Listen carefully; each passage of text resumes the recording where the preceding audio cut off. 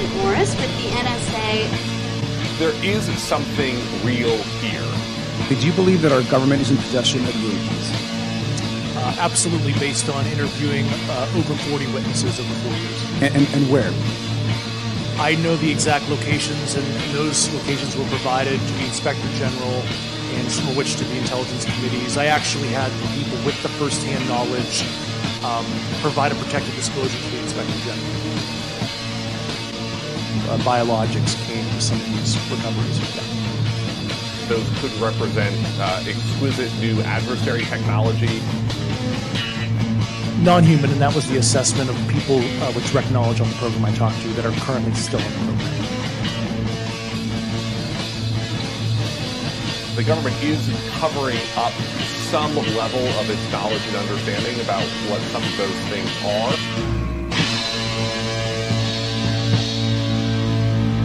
The Soul Foundation, which just announced a new initiative for UFO research and policy.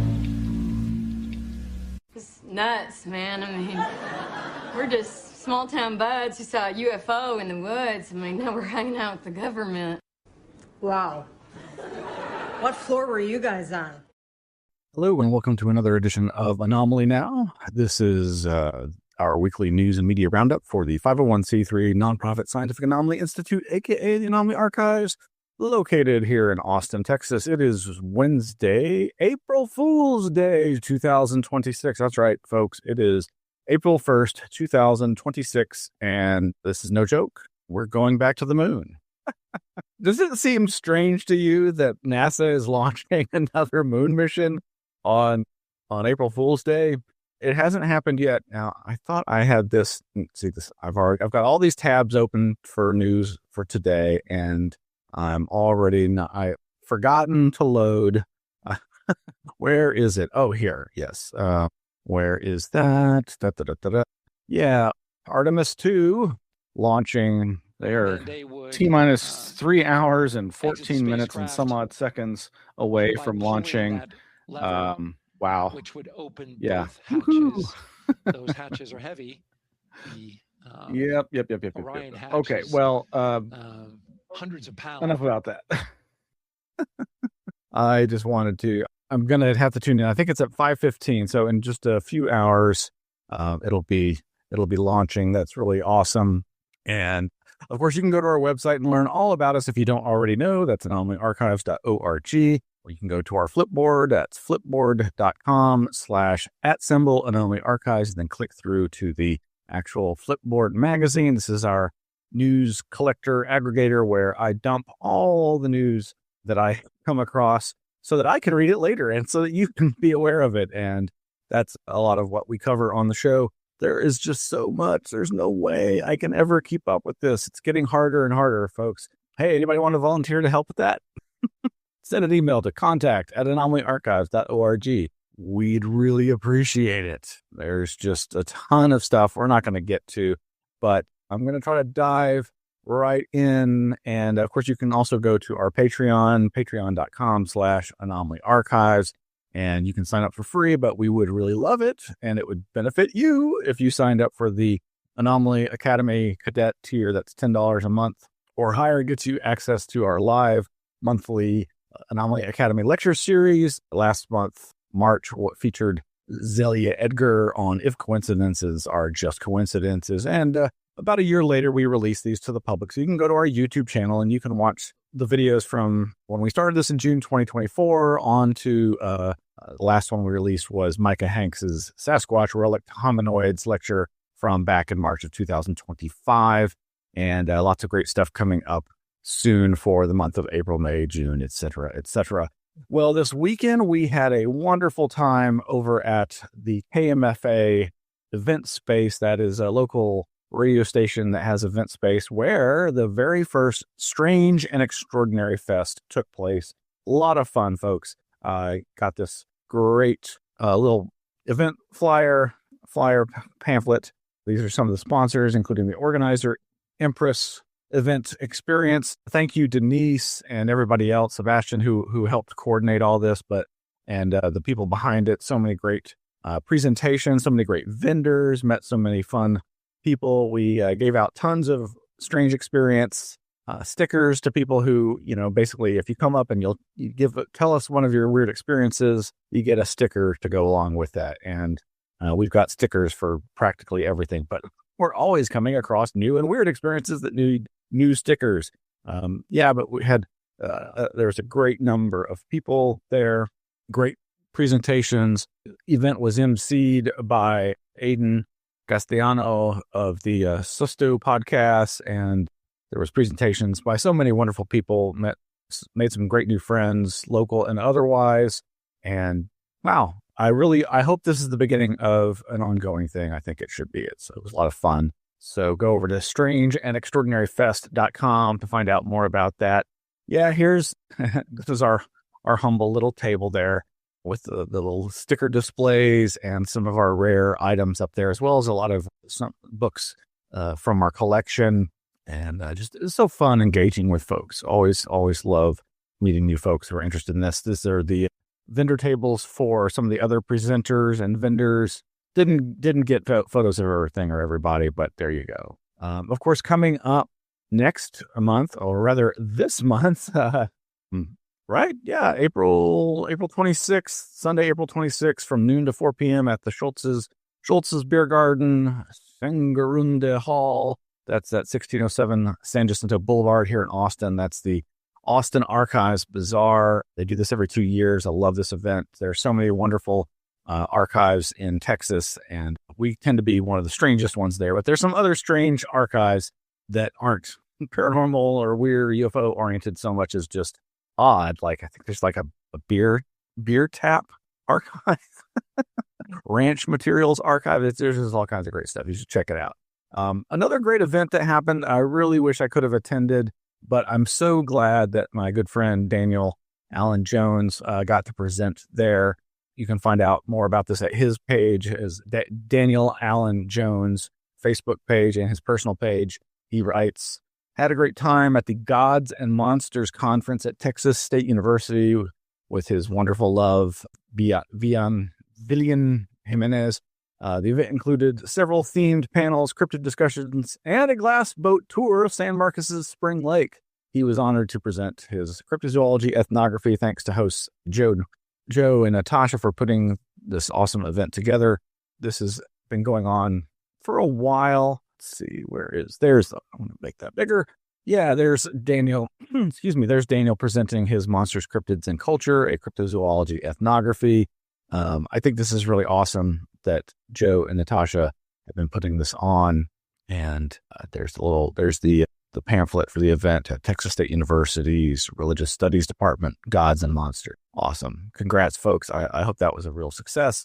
Meanwhile, in the free publication department, we have over at scientificexploration.org, that's the SSE, Society for Scientific Exploration, their monthly free news from the Society of the SSE, their Explorer Journal with lots of new content for you to explore there. They're putting out a lot of new videos you can go check out at their YouTube channel, and this is all linked to from their free Explorer Journal over there at scientificexploration.org. So delving into UFOs, of course, Mike Rogers, one of the people associated with the infamous Travis Walton UFO abduction case, has passed away. And of course, there's been a lot of controversy swirling around that case and around Travis's claims for years. And I've really not been able to parse the details of it. But basically what it amounts to is that there are people,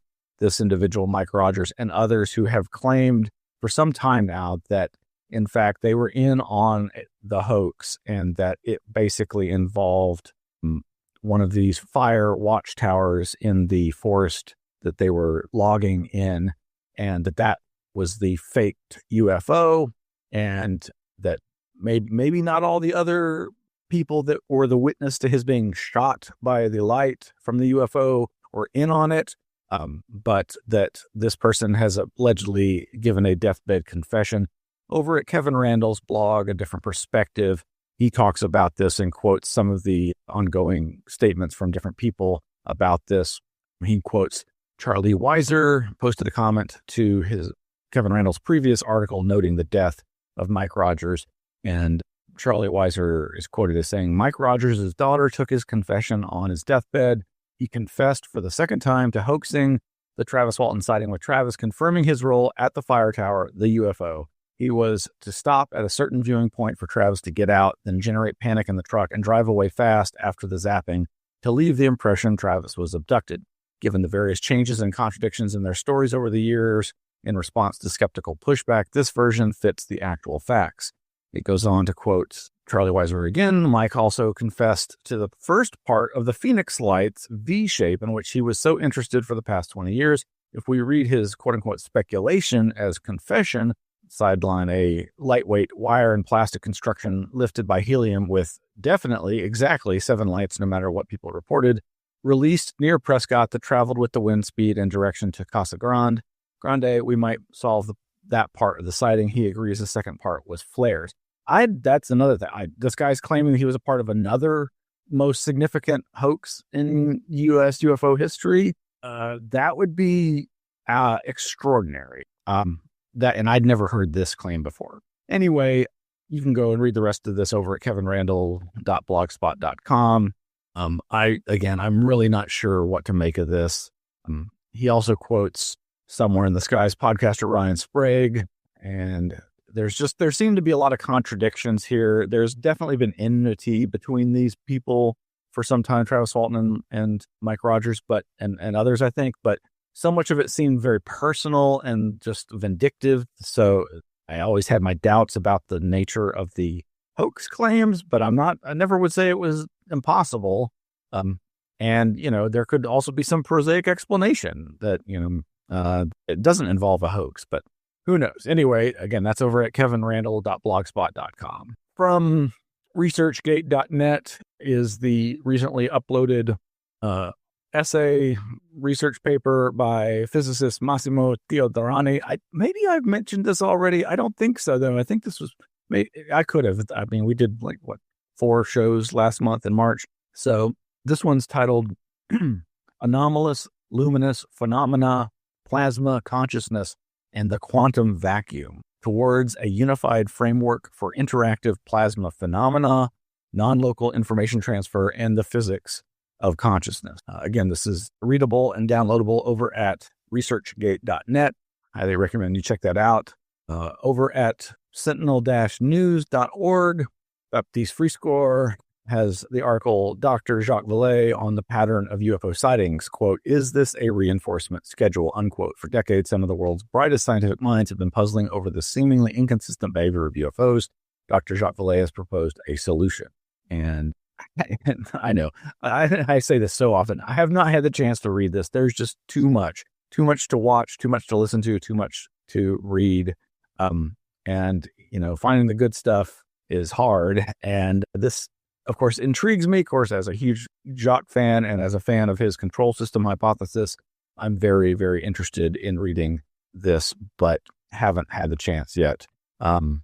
So you read it, you decide. Meanwhile, over at Getting Spooked, that's tannerfboyle.substack.com, is the latest podcast episode of Tanner's Gnomiary podcast, or AKA the Getting Spooked podcast, number 27, Gnome 8, Gnome's Take Manhattan. This is actually more going into cryptozoology territory, but I don't have much to say about that until maybe at the end of the show. But I really enjoyed this episode. These are very loose shows, and it's just, these friends who have obviously very similar interests overlap, and they're all significantly younger than my UFO paranormal friends and crowd. That is not a bad thing, of course. I'm just observing that. So sometimes they're less aware of things that folks who've been around a while are, but they always have something new and interesting to talk about and make me aware of stuff all the time that I'm not aware of. And as I've said before when promoting this website and Tanner's work, he does a really great job of posting the links. Gosh, there's some other podcasts that I wish would freaking do this. It makes me so angry when I'm listening to somebody's podcast and they make some reference and yeah, I can try to suss out what the source is, but it's really great that, Tanner puts together these notes, these bibliographic citations for pretty dang near everything that is mentioned by each of the hosts, guest panelists on the show. And this one's all over the map. It's parapolitical, it's paranormal, it's cryptozoological. Just maybe it's your cup of tea. So give it a try. Sample the tea. It's not Kool-Aid, I swear. Meanwhile, back over at sentinel-news.org again, going back to UFOs just briefly, we have this headline: Representative Luna has called for the defunding of AARO, AARO, amid questions surrounding alleged influence maneuvers from the Pentagon's UFO office. I have very mixed feelings about this. And it's not completely because of who is calling for this, but I listen to folks like Micah Hanks, who I would say defends AARO, and I think gives good reasons for why it's not the devil, why it's not, the source of suppression. But I also have to listen to folks like, I forget which whistleblower. Oh, well, James Lukatsky, and as reported by George Knapp and Jeremy Corbell on their Weaponized podcast. And I don't think Lukatsky is the only person saying this. I think they're just the most vocal ones saying it, that it really seems like AARO is a counterintelligence operation designed to find and plug leaks, and or to push some other agendas. But some of the largely right-leaning GOP-centered members of this transparency group that are, pushing the declassification of all this stuff and have been organizing these bipartisan UFO, UAP congressional hearings. A lot of them have commented that they felt they got much better information from the FBI about UFOs than they did AARO, which that's a pretty weird and stark comparison. On the other hand, an institution like the FBI that's been around for a long time, and I dare I say probably has a way more significant budget and level of resources to tackle the UFO problem, as it's often referred to.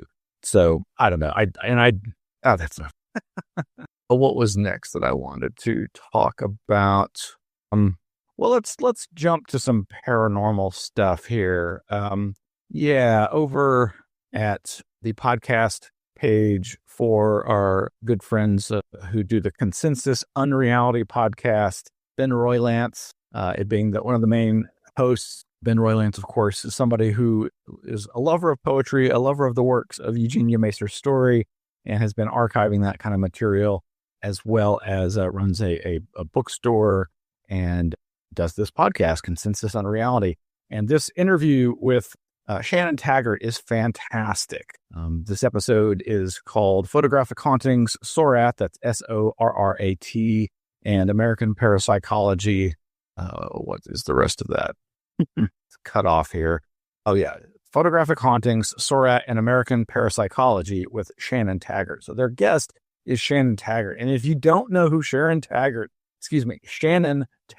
is, I highly recommend you start finding out. I was introduced to her work and her amazing efforts through Greg Bishop's Radio Misterioso show so many years ago. And she doesn't like to be pigeonholed, as she expresses at the beginning of this interview. And I'm not sure if I've even finished this interview, but it was so good. There were some volume problems between the hosts and her, but very, very interesting. Shannon Taggart is just fascinating. I can't recommend her highly enough. Basically, I would describe her as a photographer who is interested in the art and the nature of spiritualist photography and spiritualist experiments.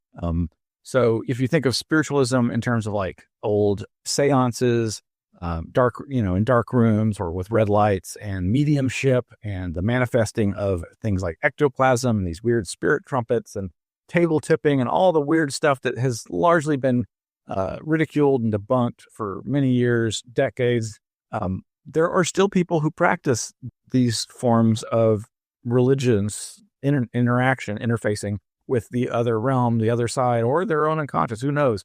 But she, as a professional photographer, has a keen eye for the artistic qualities of all of this material, but she also has an archivist's, preservationist desire. Anyway, just check out these interviews with her on Consensus on Reality. Go back and listen to the one from years ago on Greg's Radio Mysterioso.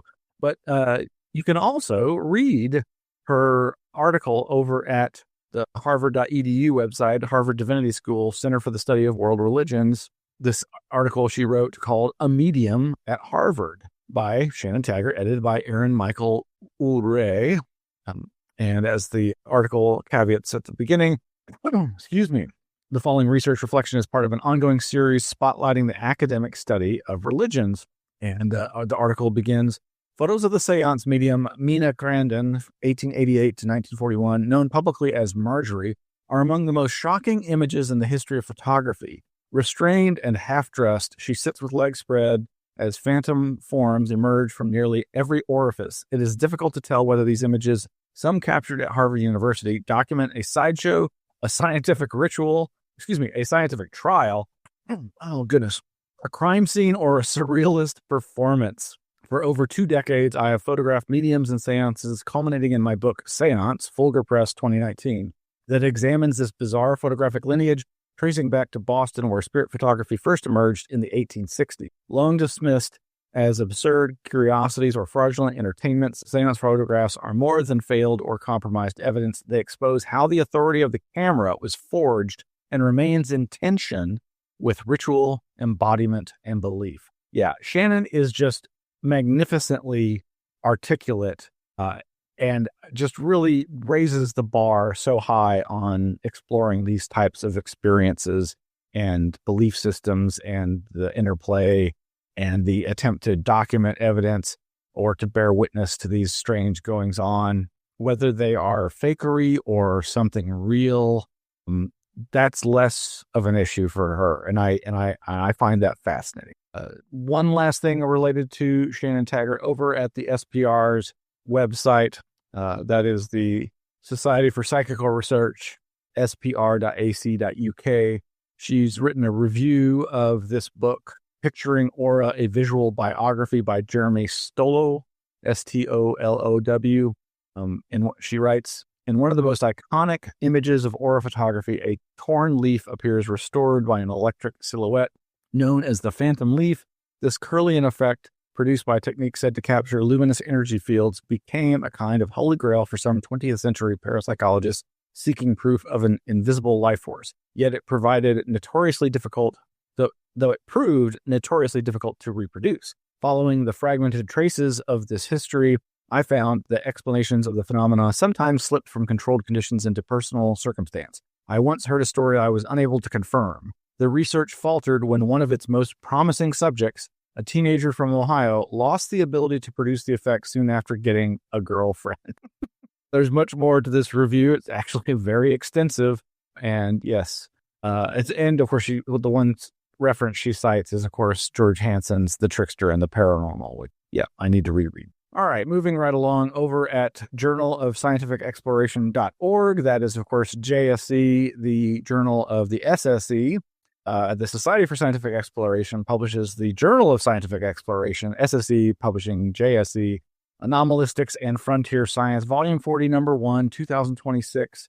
This paper published just last month, written by James Huron, Rentz Lang, Brandon Masulo, Ciaran O'Keefe, and David Shoemaker, is titled Trickster-Like Experiences While Documenting the Paranormal, Roche Analysis of an Initial Survey. The abstract reads, this online study explored anomalous trickster-like events reported by researchers while writing about ghostly episodes.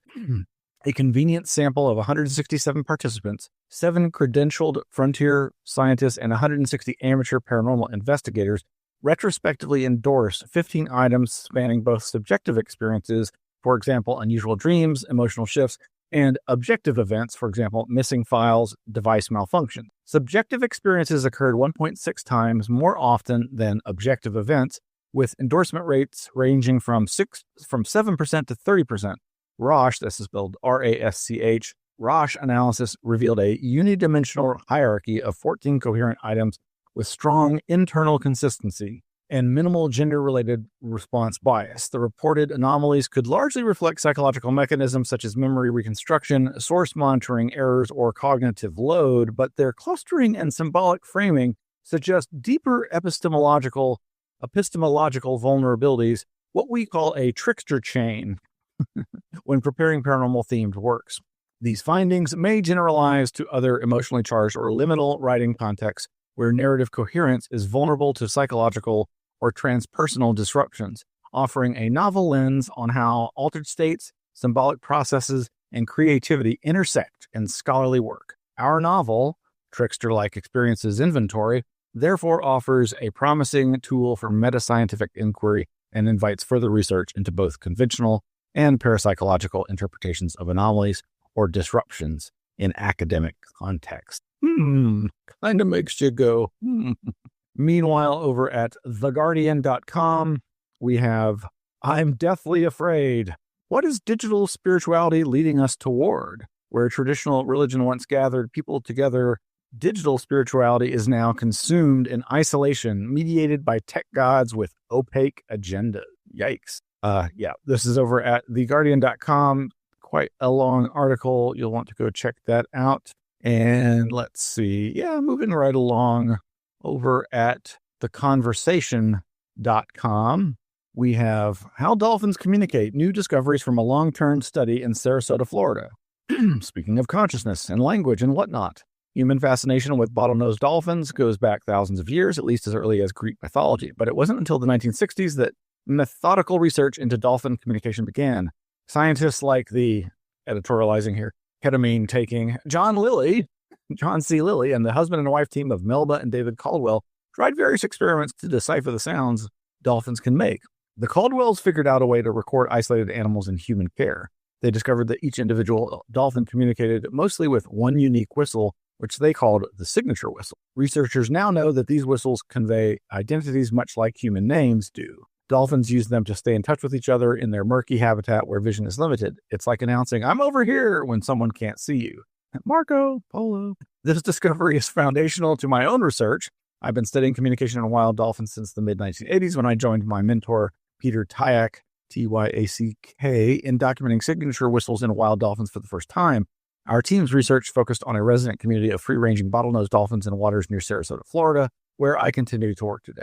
And this is written by, Layla Sai. That's L-A-E-L-A, last name S-A-Y-I-G-H, Senior Research Specialist, Cetacean Communication, Woods Hole Oceanographic Institution. And again, this is over at theconversation.com.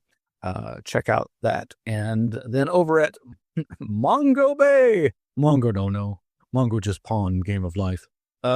News.mongobay.com. A bonobo named Kanzi, K-A-N-Z-I, could play pretend, challenging ideas about animal imaginations. Imagine you're at a tea party with a bonobo. What kind of tea are you serving? Are there cakes? What is the bonobo wearing? Is the ability to imagine things unique to humans? According to new evidence from Johns Hopkins University, it is not. A study published in the journal Science in February found that a bonobo named Kanzi could identify and track pretend objects across a series of controlled experiments. This is the first time imagination has been demonstrated in a non-human animal under scientific conditions. The findings suggest that the cognitive machinery underlying imagination may date back to 6 to 9 million years to the common ancestor shared by humans and other great apes. Quote, it really is game-changing and quote, it really is game-changing that their mental lives go beyond the here and now, said co-author Christopher Croupier, an assistant professor in the Department of Psychological and Brain Sciences at Johns Hopkins, in a press release. Quote, imagination has long been seen as a critical element of what it is to be human, but the idea that it may not be exclusive to our species is really transformative. And again, you can read more about this over at news.mongobay.com. Sorry to make fun of Mongo Bay. It conjures up Mongo from Blazing Saddles.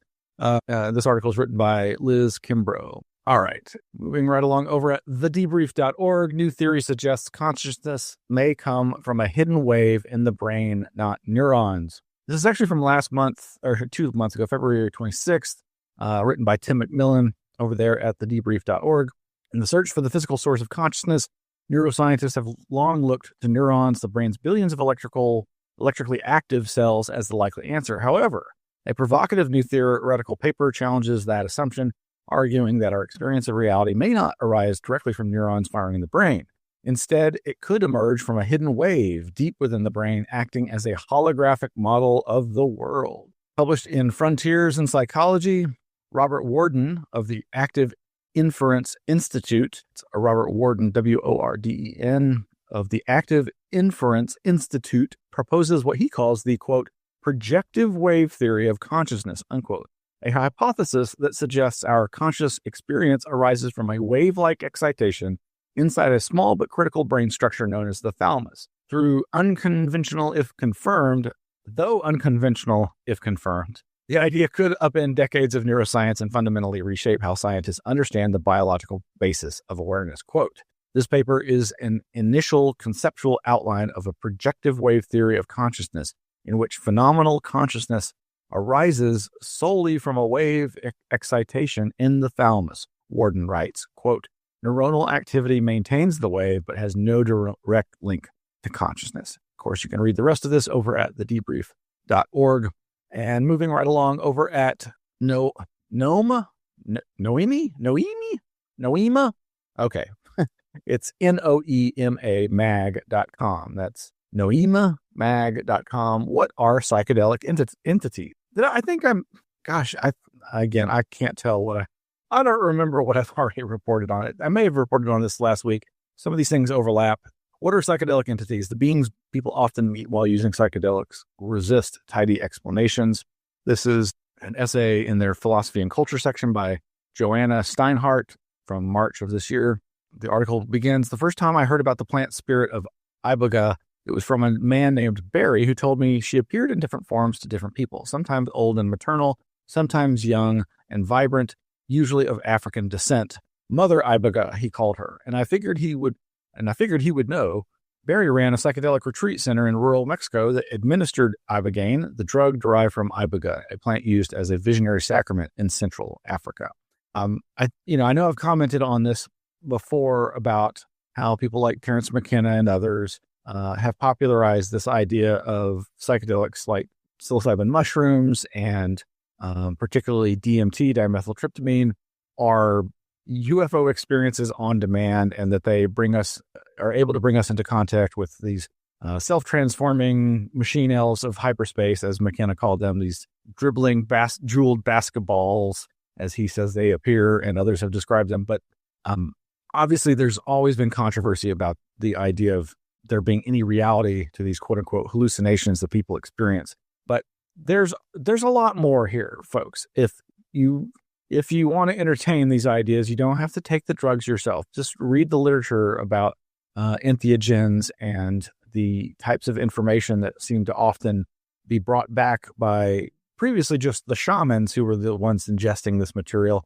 But, this idea of people going on vision quests, sometimes induced by other modes of inducing altered states of consciousness, like holotropic breath work, or staring into the flickering lights of a fire, or using binaural beats to induce out-of-body experiences, or, there's all these different techniques that can happen without drugs. But ultimately, it's all just about learning how to control and manipulate one's own neurosystem and to reap the benefits of it and to do it safely.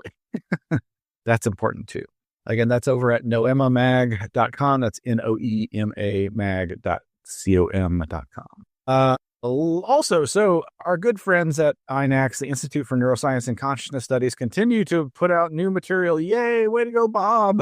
Bob Price, the longtime president of the INAX Institute for Neuroscience and Consciousness Studies, where I also was a board member for many years. I'm so glad to see that their videos are being released again, and part 2 of a 5-part series on lucid dreaming and out-of-body experience.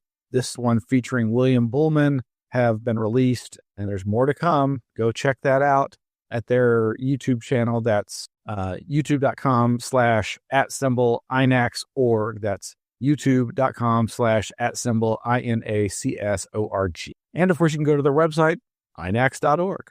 All right, where are we? We're almost yeah, I did want to say there's a ton more stuff, of course. The show notes for this episode, of course, will have links to everything I've talked about. I think I put them all there, as well as other things that I'm not going to get to, but there's many other links. Oh, so I don't know how I missed this.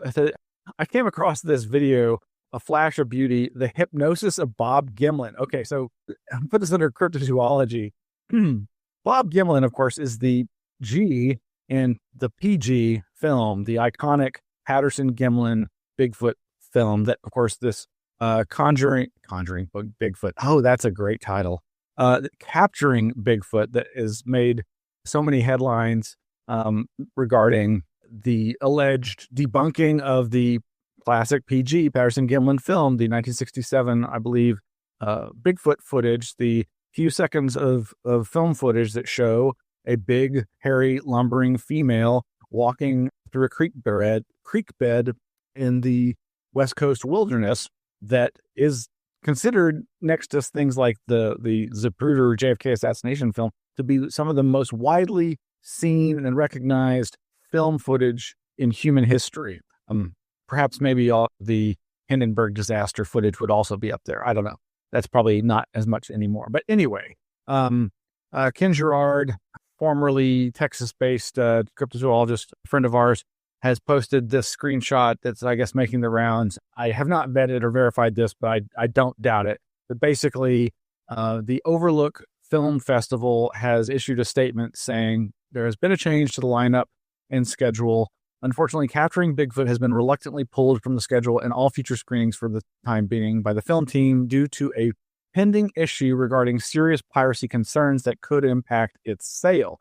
We understand and respect their decisions, and the Overlook wishes to support what's best for the film.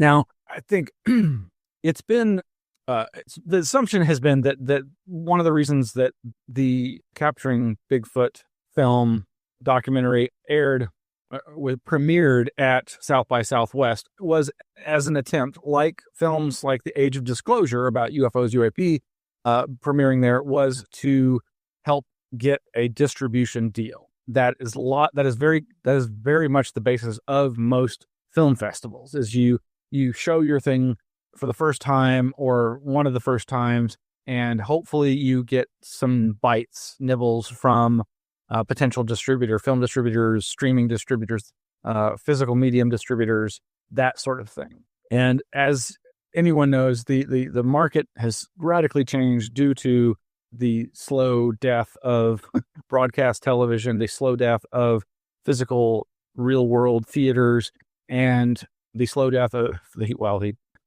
of physical medium distribution like Blockbuster Video, that sort of thing, largely due to the internet and streaming. And so that's not unusual. And it doesn't surprise me that they would be so secretive about it, though at the same time, it has a lot to do with the fact that, of course, there is this never before seen footage in the film that is alleged to debunk that famous, iconic PG Patterson-Gimlin footage.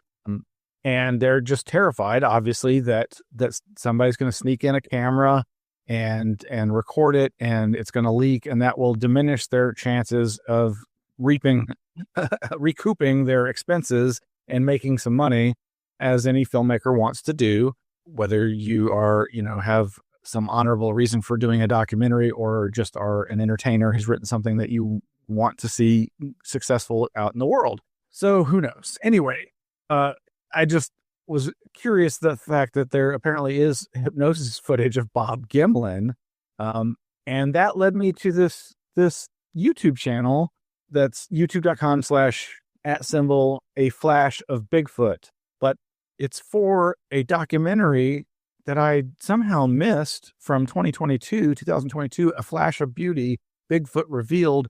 And I believe they're working on a second one called A Flash of Beauty, Paranormal Bigfoot. And I haven't really explored the channel. There's the Hypnosis of Bob Gimlin video, but I did over the weekend finally watch the documentary A Flash of Beauty, Bigfoot Revealed. It's available to stream on Amazon Prime, and I thoroughly enjoyed it. I didn't get to watch it all in one sitting, but I really, really enjoyed it. I'd highly recommend it. It's beautifully shot. I'm not sure how much original footage there was of the wilderness, but it seemed like some of it might be stock footage, but I know that some of it, I think they shot.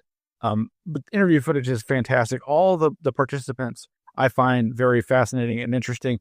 I would say it's definitely a soft science approach to exploring the reality of Bigfoot, but I found it very touching and a wonderful antidote to all the current claims and clamor over this Capturing Bigfoot documentary that claims to debunk the famous Patterson-Gimlin film. So if you are so inclined, you might go watch some of the excerpts. They also have a podcast, but there are excerpts of, I believe, the different parts of the Flash of Beauty, Bigfoot Revealed documentary.